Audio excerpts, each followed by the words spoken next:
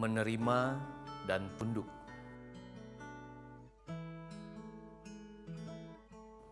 Salam kasih karunia dari Tuhan kita, Yesus Kristus. Saudara, salah satu peristiwa dalam kelahiran Yesus, ada kisah mengenai orang-orang Majus yang datang ke Yerusalem dan bertemu dengan Raja Herodes.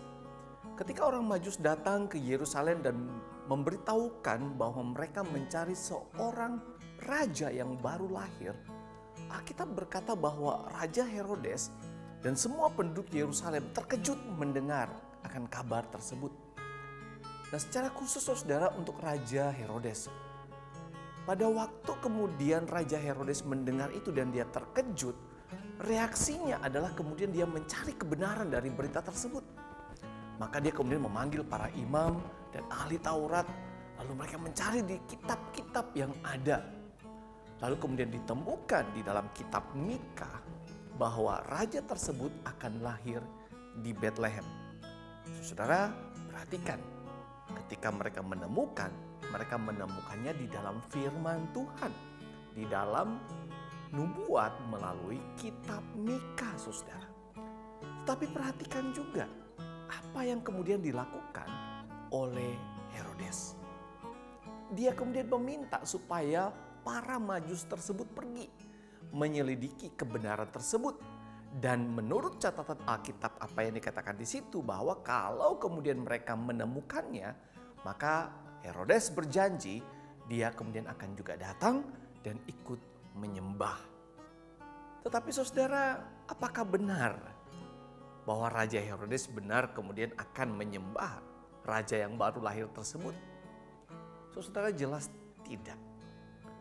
Herodes berniat jahat terhadap bayi Yesus. Dia ingin membinasakannya.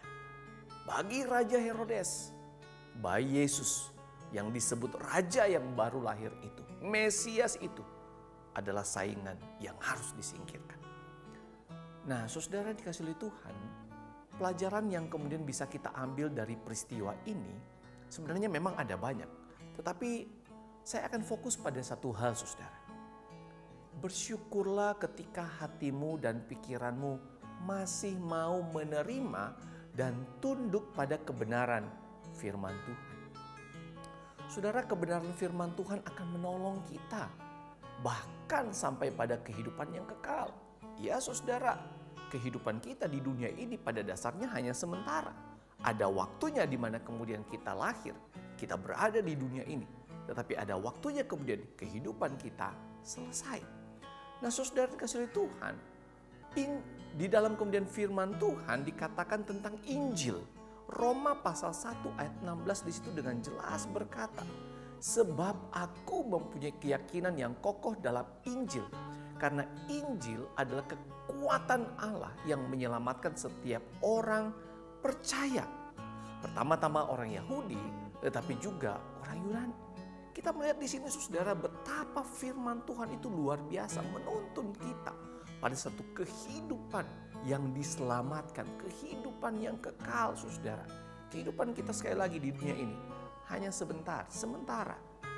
Tetapi kita akan menuju pada kekekalan. Saudara, dari hal ini kemudian ketika saya merenungkan bagian ini, kalau seandainya ya saudara, kita berandai-andai saudara.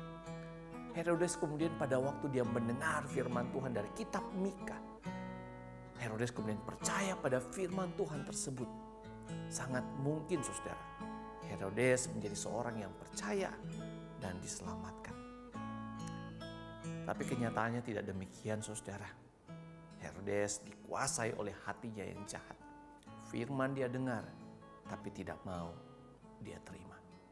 Saudara, firman Tuhan juga kemudian akan menuntun kita pada kehidupan yang memperkenankan hati Tuhan. Oh ya saudara, jelas sekali. Karena saudara, firman Tuhan juga sudah berkata bahwa ketika kita lahir pun, kita sudah lahir di dalam kondisi berdosa saudara.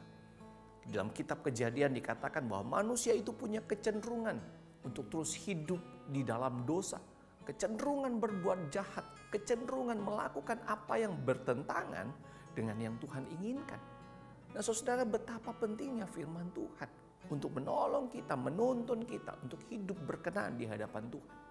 Karena itu saudara, Mazmur di dalam Mazmur 119 ayat 105 dikatakan di situ, firman Tuhan itu adalah pelita bagi kaki kita dan terang pada jalan kita. Dunia yang dikuasai oleh dosa. Saudara, kita butuh firman yang menuntun kita. Saudara yang kasih oleh Tuhan, setiap orang yang menerima dan tunduk pada kebenaran dan otoritas firman Tuhan senantiasa akan disertai dan diberkati oleh Tuhan. Terutama ketika menjalani hidup yang penuh dengan tantangan dan kesulitan. Tuhan Yesus memberkati kita.